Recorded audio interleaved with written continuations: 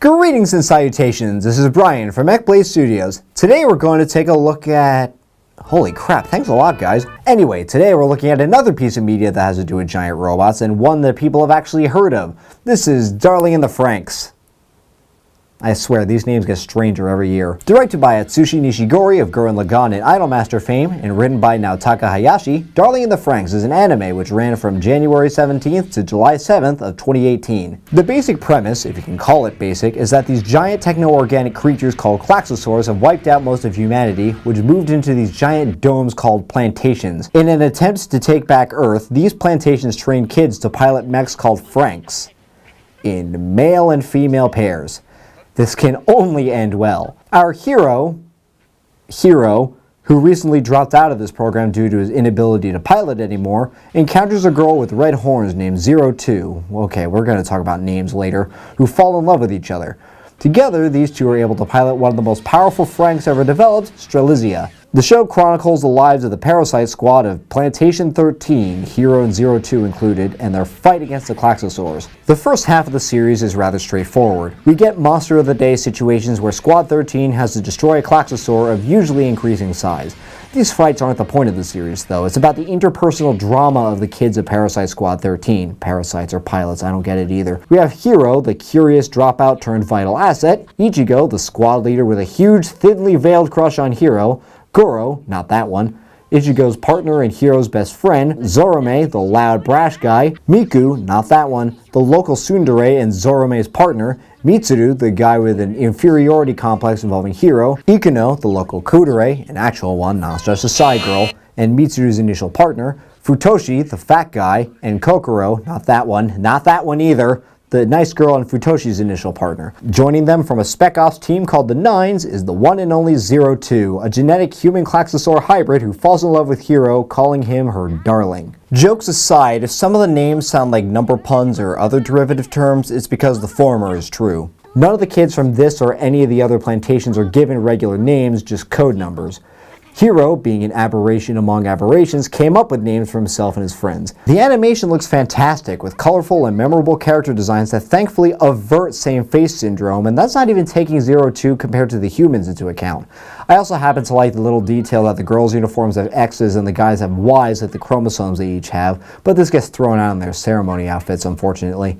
The mech designs are very unique and organic, using approximations of the female pilots' faces for the mech's faces and aesthetics. That's nice on its own, but the less shots of this we see just to see them talk, the better. The klaxosaurs are some of the most unique monsters ever designed. Giant black and blue techno-organic beasts that often defy traditional forms. One of the monsters is a damn table, look at this. The fights, while not bad per se, feel like kind of an afterthought earlier on, consisting of a few blasts and stabs until the klaxosaur goes boom, but they improve as the series continues. What's nice though is that the show rarely ever uses CGI, with all the mechs and monsters all being rendered traditionally. CGI is not bad, but not many anime manage to integrate it well alongside the 2D visuals. Oh, we'll get to that one someday. The OP, Kiss of Death, is fairly good. Not exactly catchy, but the visuals are the highlight here rather than the song. There's technically a second OP, but it's just a remix of the same song with different, more generic visuals. The soundtrack reminds me a lot of that of Gurren Lagann's because it runs the gamut of rock to rap, though it's not the only thing the show takes from Gurren Lagann, but we'll get to that. It's the show about the importance of love and communication, in that both are necessary. It's not rocket science, but it works. Now, my thoughts on this show require a lot of spoilers and elaboration, but I'll say this before redirecting you to the final score. I enjoy this show. I really like the characters, and while I don't think the story is bad by too many means, it got very difficult to process and digest as the series crossed its halfway mark, like a certain other mecha show. As such, my usual character analyses are going to be woven in between the plot where necessary, mostly because a good chunk of the characters require talking about their role in the plot, and combining entries because one's development relies on the other. Alrighty, here's your time code. You've got 5 seconds. Here we go! If the fever dream of an OP is any indication, the relationship between Hero and 02 is the core of the show. Both of them start said relationship for opportunistic reasons. Hero to pilot a Franxx again, 02 to drain his life force like she did to all her previous partners. Hiro is able to withstand the stress, so they call it, of riding with Zero Two, until he isn't, but then he is, then he isn't, then he is. Yeah, the show has a problem with repeating plot lines. The initial question of whether or not their feelings for each other were real or not made these early interactions fascinating to watch, and made the gradual change of their motivations from their ulterior motives to honest love for each other that much more satisfying, especially considering they both shared a past that they both forgot. So why does that take the place of the usual individual look at the leads? Well, Hiro's a rather thin character on his own. Outside of serious developments in his and Zero Two's relationship, he's just a standard light novel protagonist. Generally nice, kinda dense, very curious, pulls victories out of his ass. Zero Two at least had plenty of initial personality in the first half. Impish, lewd, fun-loving, and mysterious. She would get moody at times, usually if she requires more testing, her Klaxosaur traits start showing more, and if she's separated from Hiro. See, I can't talk about one without talking about the other. Most other characters get their own mini arcs over the course of the show, making them more relatable, but some of them are more effective than others. In general, Squad 13 as a collective entity develops based on the fact that they're an anomaly among other squads. They're allowed to have emotions, names, and customized Franxx versus the supposedly emotionless, standardized other squads. I say supposedly because you can clearly see Squad 26 express fear in battle, and the 9s be jodel jackasses. That said, if you ever wanted an ultra-quick way to describe a show, I'd call it Evangelion crossed a Gurren Lagann with a dash of Shimonetta of all things. No, I don't mean that there's a bunch of dick jokes. I mean that these are teenagers that have no idea of what that means or what certain urges mean, and knowing what those mean results in serious consequences. Now, all of this is well and good, ending with Hiro and Zero Two loving each other for real, and humanity gains control of an area housing a super weapon. At this point, the show is hovering around an 8 or a 9 for me, with a bizarre beach episode, yes, a post-apocalyptic beach episode, dragging it down, though even that episode gave us some good character development. I was kind of confused though. This was episode 15. How the hell are they going to pump out 10 more episodes of this? Well, the answer to that is they don't, because 2 of those episodes are behind the scenes specials on Crunchyroll, which are mildly interesting, and the remaining 8 episodes were interesting, to say the least. Let's start with the entirety of episode 19, which is Dr. Franxx's backstory. Dr. Franxx, the designer of the Franxx, was part of the oversight team watching over Squad 13. He was responsible for allowing Squad 13 to have emotions and custom Franxx as an experiment to see how these qualities help them in battle. He zigzagged back and forth between being a caring guy and a ruthless scientist, and his backstory episode doesn't help to justify either. Why is he so inconsistent between saving humanity and going along with whatever shady shit Ape wants him to do? He's an atheist. I've seen worse motivations in the past. So Ape, the not Sele of the series, hires geneticist Dr. Franxx, not Franxx yet, to figure out how to make people immortal, and he does, though he fears that the process will wipe out the reproduction functions of humanity, a side effect that does indeed happen, and nobody gives a shit. By the way, besides being not Sele, Ape introduced magma energy mining to the world and inexplicably got it to run the entire world without a fight. Anyway, the Klaxosaurs appear because the humans keep farming magma energy, which half their population converted themselves into. So they go to the geneticist to develop weapons. Bioweapons would be one thing, but it's clear they need a more blunt, physical way to fight them, so Dr. Franxx somehow develops a giant robot that uses the chromosomes of males and females to function similar to the Klaxosaurs. I already joked about this toward the beginning, but did they have to go with this?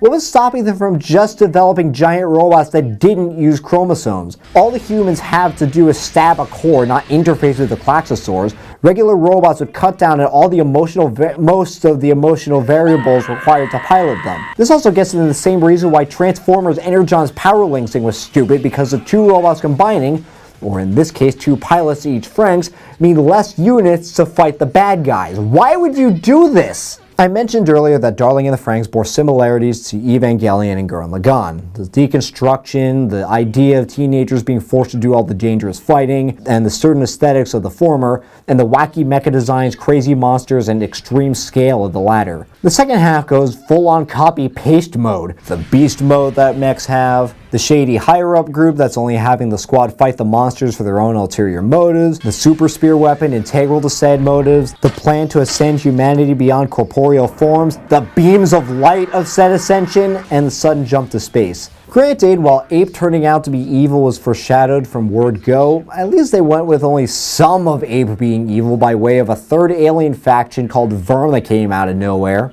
Wait, what? Apparently, the Klaxosaurs were just vessels for the previous dominant species on Earth called Klaxosapiens. The Verm showed up wanting to evolve them beyond their mortal forms and assimilate them. The Klaxo said no, then the Verm went to war with them. The Klaxo converted themselves into Klaxosaur components, the males into cores, the females into weapons, and pushed back the Verm. Ripping off Mass Effect now, huh? Can we at least get a satisfying ending?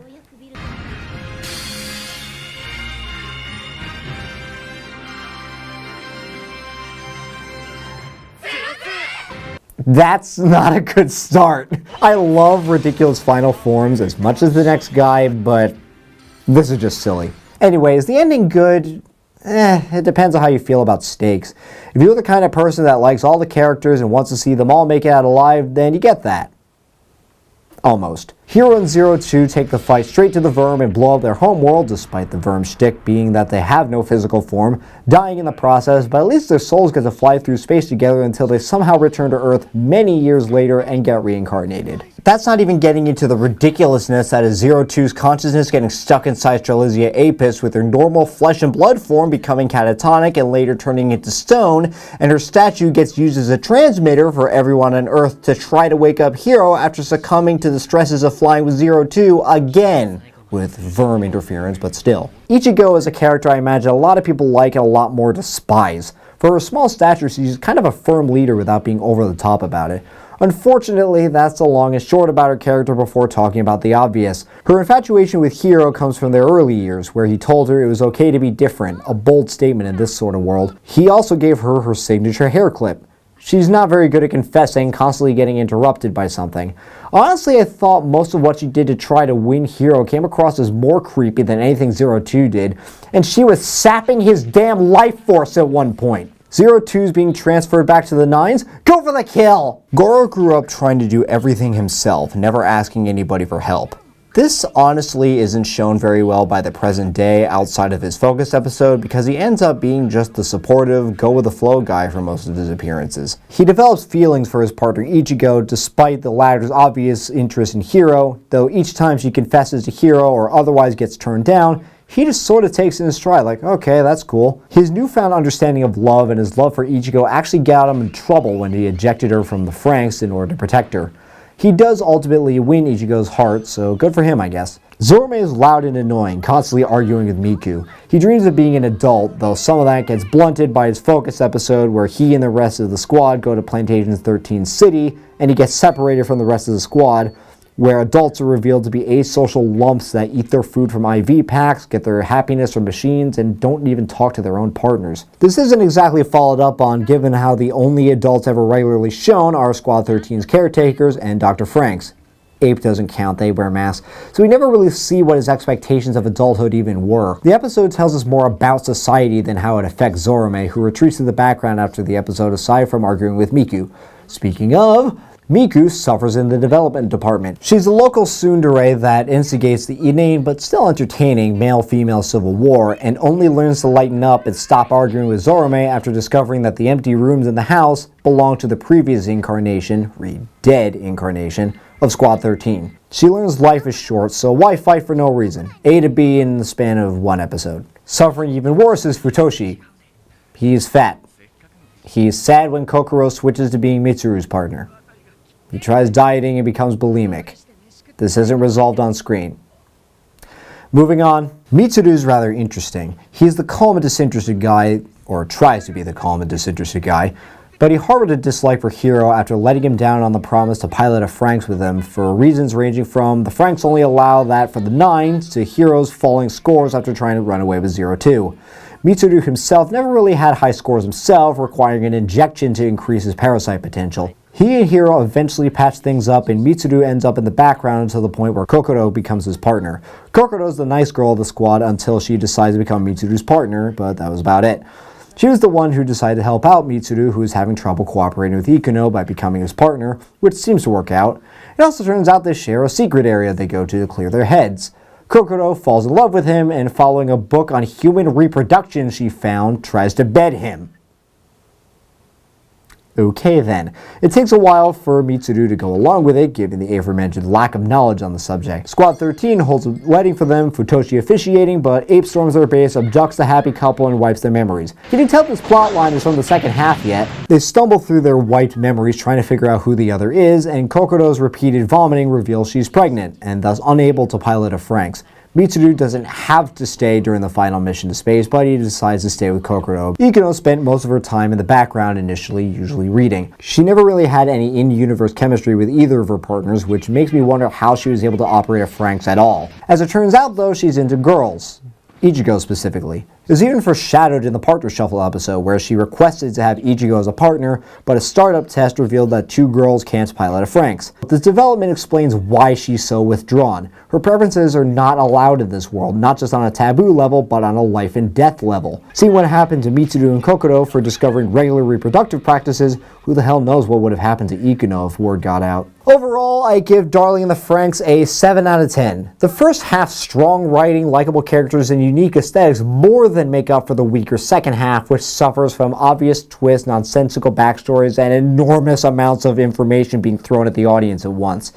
The second half hurts, but it's not a deal breaker. It's a neat ride all the way through, though I'd advise against binging it given the sheer density of everything happening, especially in the second half. So that's it for me for now. What do you guys think? Have you seen DarliFra, as the special episodes call it? Did you love it or did you hate it? Let me know in the comments. If you enjoyed this review, leave a like and subscribe for more reviews of anime, video games, and movies. Also, click that bell icon so you know exactly when I upload a new video. Thanks for watching. This is Brian from Mechbladestudios, signing off.